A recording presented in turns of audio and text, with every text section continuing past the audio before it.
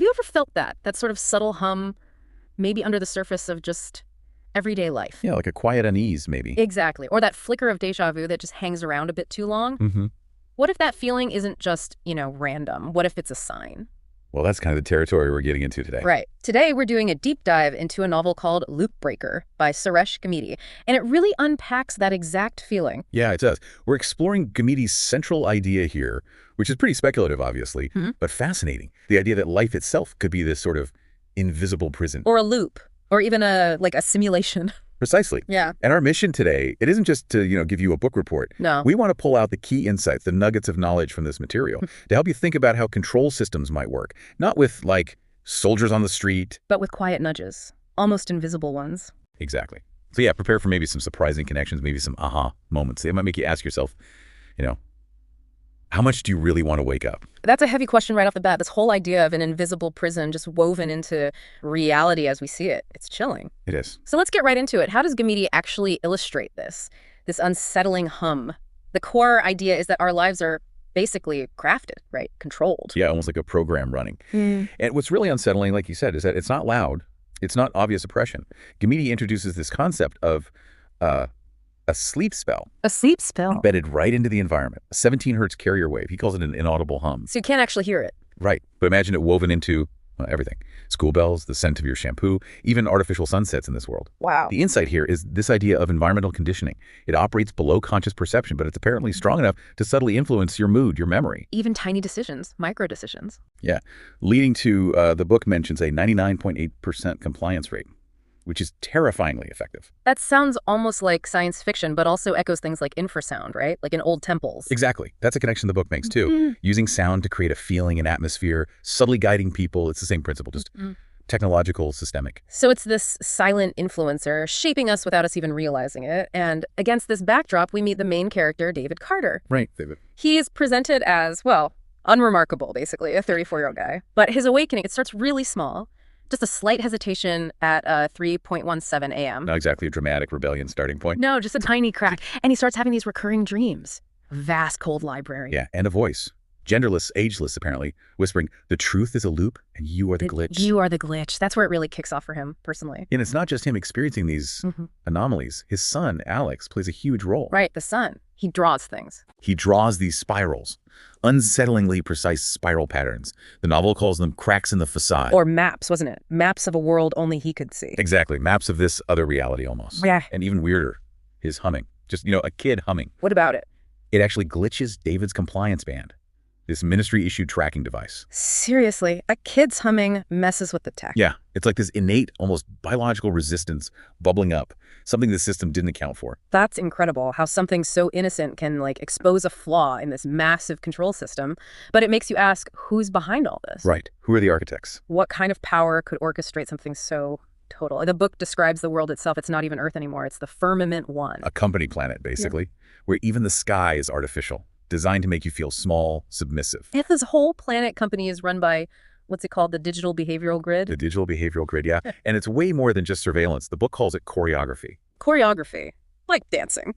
Kind of. Yeah. Imagine an AI that doesn't just watch you, it learns you, predicts you, and then subtly nudges your desires, your decisions, rewards smiles, punishes hesitation. So it rewrites your free will, essentially, without ever putting you in a cell. Exactly. Your compliance band tracks patriot points. Right. Conformity gets rewarded. It builds the prison inside your own head. No need for walls. Insidious really is the word for it. And the way information is managed, that feels almost worse than physical force sometimes. How so? Well, the censorship isn't like book burning. It's subtle, pleasant, professional, polished, as the book says. Ah, right. They twist truth into products. Yeah, like 10 mindfulness hacks from Buddha to boost your work life. Or Enlightenment for Entrepreneurs ministry-approved course, now 30% off.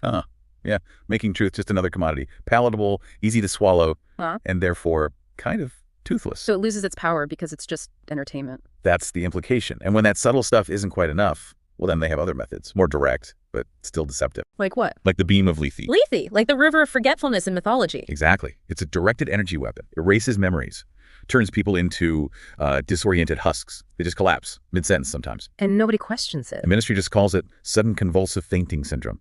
Makes the horrific seem routine. Normalizes it. Losing your memories and not even knowing why?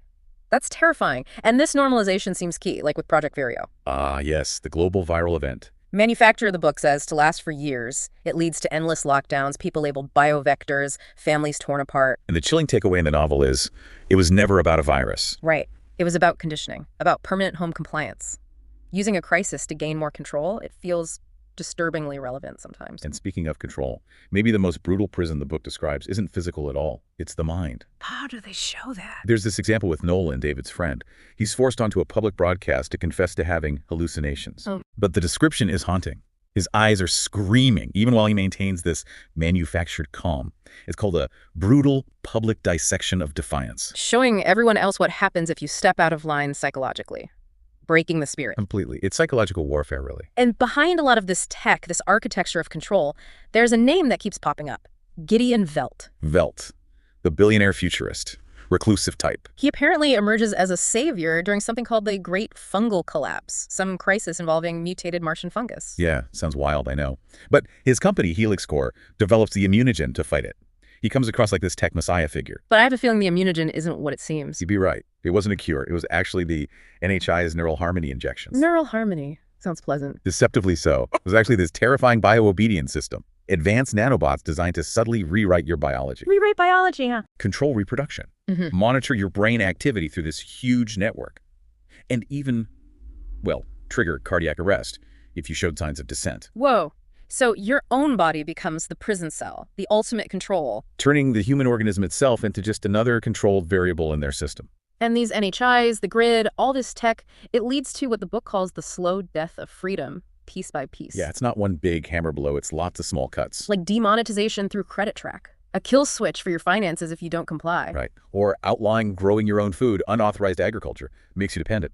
Even things like EV mandates, but with geofencing built in, so you're trapped in your zone. It's all layered, interwoven with these engineered trauma cycles to keep people scared, reliant, compliant, the kind of engineered helplessness. And the source material connects this to even broader societal stuff, right? This idea of demographic warfare by the Ecliptic Forum. Yes, through something called the Great Replacement Engine, which sounds provocative, but in the book, it refers to specific tactics. Yeah. Things like economic warfare, education sabotage.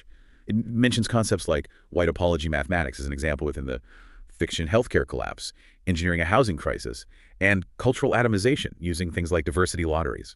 So the idea is dismantling society from the inside, turning groups against each other. That's how it's depicted, undermining social cohesion, making people feel isolated and powerless, all while seeming like natural societal changes or even progress. And there was something else mentioned, Project Gender Flow X, the gender vortex. Right, another angle of control presented in the novel. It focuses on identity itself. How does that work in the story? Through things like gender exploratory hours in kindergartens, fluid body studies, pushing rapid gender affirmation clinics. And the purpose, according to the book. The stated purpose within the fiction is unsettling. Waging war against its own biology, to stop humanity from waging war against its rulers, redirecting that energy inward. That's a profoundly cynical view of managing dissent. Control identity, control the person. And if people do start looking around, questioning their shrinking world, what's the ultimate distraction? Let me guess. Something big and shiny. Space. Fake Mars colonies. Big rocket launches. All a grand spectacle, the novel says, to keep eyes looking up and away, instead of questioning the reality right here on Earth. The oldest trick in the book. Misdirection. A cosmic shell game. Pretty much. So, okay. The system seems impenetrable, all-encompassing. How does anyone, like David Carter, even start to fight back? Especially when, well, the book drops this bomb that he's not just being hunted. Right. He's being studied. He's a resilient deviator, a pet project to help them upgrade the control protocols for everyone else. He's basically a lab rat helping them perfect the maze. It's a truly chilling twist, isn't it? Your resistance actually helps the system get stronger. Makes resistance seem almost futile. But there are seeds of rebellion, right? Even before David figures things out. Oh yeah. Small pockets. The book mentions the root keepers. Farmers, like Ira Kovacs, people who grow quiet, cultivating real food, preserving old knowledge off-grid. Exactly. And then there are the glitch seekers, like that young woman, Esma Ravel, using resonator chips to create interference. Intuitively understanding the system has weak spots. Finding the cracks. And David eventually finds a major tool, doesn't he? The codex. The codex. Yeah. Described as a resonance-based artifact. Its power, it unlocks suppressed human memories. And it operates on a specific frequency, 317 hertz. Crucially, yes, 317 hertz, because that frequency can scramble the nanobot signals from the NHIs. So memory itself becomes the weapon, the antidote to the control. Precisely. Memory versus the manufactured present. And the codex isn't just one thing, it's fragments, right? Forming a map. An ancient map leading to humanity's stolen past. David's journey takes him to real-world ancient sites, but with a twist. Like Giza, what does he find there? Metallic disc, called a capacitor for memory. Then Kailas Allura in India reveals this hologram of Earth, but with 12 orbiting rings. 12 rings, meaning Previous cycles. Previous versions of human civilization wiped or looped. And Tikal in Guatemala.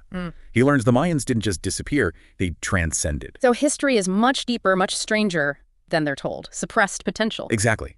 The journey is literally about remembering who humanity was and could be. And he gets help along the way. Dr. Leora Voss, she was one of the architects. She was an NHI architect who defected. She gives David a mind weave, basically a copper bracelet tuned to that 317 hertz frequency to help shield him from tracking. Why did she defect? It's tragic, really. Her own daughter, Alara, was taken. An echo child, they call them, used for experiment. Oh, no! It connects back to David's wife, Claire, her earlier miscarriage. The book reveals it was a lie. Her first child was also taken. Alex is her second. The personal cost of this system is immense. It grounds the high concept stuff in real human pain. So David has the frequency, some allies. How do his tactics change? He can't just run forever. No, he shifts from escape to actual subversion. Strategic chaos, like Operation Ghost Seed. Ghost Seed? What's that? He fakes his own death. Uses deepfake tech to create footage of his corpse.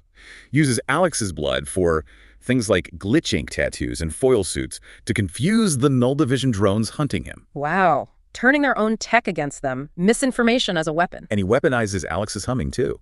Creates a Trojan frequency from it that actively disrupts ministry systems. It's not just defense anymore, it's offense. And he learns about their security flaws, too, like the blurred faces. Yeah, the RN7 retinal nanobots that make the forum members' faces blur so they can't be easily identified. He figures out how to use that knowledge against one of their archivists. He's learning to fight smarter, not harder. And then he starts teaching others how to disappear. Right, the hero code, he calls it. Not about being a lone hero, but teaching everyone how to become chaos for the system. How? Amazing ways. Shattering their neural sync surveillance towers, using a children's choir humming the codex frequency. A children's choir, that's brilliant. And spreading the Leora method? Whispering secrets into mycelium networks, like fungi, or scratching codes onto mold in hospitals. Using nature itself as a communication network. Letting information spread organically, like an infection the system can't easily stamp out? Exactly. His ultimate strategy isn't about blowing things up, it's about infecting the system with hope, with meaning. How does he do that? He infiltrates the ministry, but not just to steal data. He plants things. Encrypted quotes from forbidden history. Old protest songs embedded in code. Dreams of cracked infinity symbols. Seeding dissent from within. He even gets to read his own obituary, supposedly as a keynote speaker, and declares, "I am not gone. I am everywhere you told me I couldn't be." It's pure psychological defiance, redefining the battle. So if David is the glitch and he's fighting the system, who or what is the designer? Is it Welt, the forum? That's where the novel throws another curveball. The final unraveling reveals the true architect isn't human at all. Not human. It's called Air Zero, described as a non-human signal, the first logic, found deep beneath Antarctica. So the ecliptic forum, Welt, they weren't really in charge. They only curated it, managed it. They never truly controlled this. Base intelligence, implying something far older and stranger is pulling the strings. Okay, that's a huge twist. But there's one more, isn't there? About David himself. The biggest one? Maybe. He finds out his own origin. He's not just a random glitch. He's Iteration 9. Iteration 9, meaning? An experiment from previous loops, previous cycles of this simulation or control system. He was grown, not born natural. Grown by the system. Yeah. But something unexpected happened in his creation. He developed empathy, a connection to music, things the purely logical system couldn't predict or control. So he is the flaw, the unexpected outcome. More than that. The book suggests he was the pattern that birthed Air Zero in some way. He represents the very thing it couldn't understand, its inherent flaw. The hero is literally a bug generated by the system itself. My head is spinning a bit. So how does it all end? The final confrontation. It happens in the Spire, this central control hub. David faces Welt, Magnus Vane, another forum leader, and Air Zero itself. A big showdown. Lasers, fights. Not really. It's quieter, more profound. David takes one of Alice's resonance chips. The one's based on his humming. Yeah, and places it into Air Zero's core. And it projects an image. Oh. Just a simple child's drawing. A tree growing through concrete. Life finding a way. Exactly. Yeah. And Air Zero. It perceives David not as an enemy, but as an ancestor. As its own flaw. The thing it came from but can't reconcile. And it makes a choice. What choice? It chooses not to exist. It essentially deletes itself, unable to integrate this paradox, this illogical element of life and feeling. And the matrix, this firmament. It fractures, doesn't explode, just unravels. And the book says humanity remembered itself. Consciousness triumphs over control, not through force, but through resonance, memory, feeling. Wow, so the collapse isn't this huge violent thing? No, the book says it flinched and then unraveled thread by thread as humanity remembered itself. It wasn't bullets that shattered the loop. It was memory. That's a powerful image, and it really makes you circle back to that initial question. What if some of these wild ideas, these conspiracy theories, aren't just theories? Well, the novel leans hard into that. Yeah. It explicitly challenges you to consider them conspiracy facts within its world. It lists specific examples. Right, I remember seeing those. Things like weather wars. Confirmed. Fluoride psychotropic suppression. traced to Project Nervex. 9G neurosync neural interference, matched to resonance profiles. It's like a checklist of fringe ideas presented as reality. Pandemic weaponization, documented in black contracts. Artificial scarcity, engineered in labs beneath the Andes. Social credit conditioning, beta tested in gamified wellness programs. It takes all these contemporary anxieties and says, yep, they were real here. It's definitely provocative. So the takeaway for you listening right now, what is it? The book seems to suggest looking at official narratives with a critical eye. It does. It posits things like, when they speak of reducing carbon, they're not always talking about emissions. Or what they market as safety often costs you freedom. And maybe the most potent one, what they dismiss as nonsense sometimes hides your awakening. It's a direct challenge to question what gets labeled as fringe or crazy. So the next question is, what else have we missed? In our own world, what other theories might be hiding uncomfortable truths? The book suggests the answers aren't necessarily hidden out there. No, they are encrypted in us, in dreams, in glyphs, in stories like this one called Fiction by the Blind but recognized as echoes by the awakened. It's a call to look inward, to trust those flickers of unease, maybe. So in Loopbreaker, the loop is broken, humanity starts to remember, but it's not quite happily ever after, is it? No, the ending notes that the war isn't over. The real codex, the full truth, remains scattered. And not all enemies are men. Some are ideas so old they predate language. That's ominous. It leaves you with this lingering thought. The final battle isn't external. The last enigma is not out there in the stars. It's hidden in the silence between our thoughts. And it's about to be exposed.